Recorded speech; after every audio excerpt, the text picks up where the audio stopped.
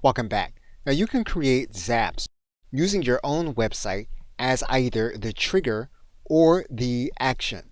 If we were to go and click create a zap, what you will see here is that you can look to different applications, and we are going to choose WordPress. And we now have WordPress available. And the potential triggers can be a new post, new media, new user, new comment, or an updated post. But for the sake of example, we are going to use a new post. We're then going to click Continue. We're going to choose a specific WordPress account, and we can do that by signing into our WordPress account. Now, in order to undertake this, what we need to do is to put in our base URL, our username, and our password for our WordPress website. Now, if you've not added the Zapier WordPress plugin to your website, you'll need to add it before Zapier will take to your website connection. So we are going to go to our WordPress website and we are going to add a new plugin.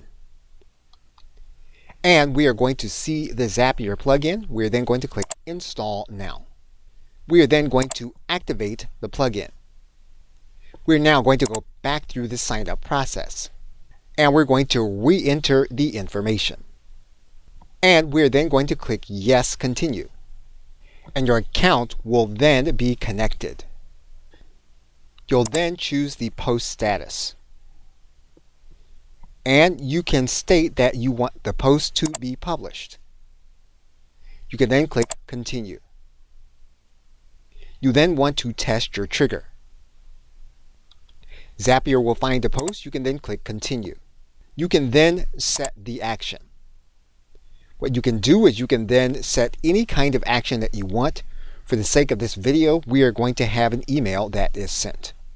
So we are going to choose an outbound email. We're then going to click Continue. We're then going to write in the person receiving, the subject, and then the body. Once you've done that, you can then click Continue. And your action is now set up. You can test your post.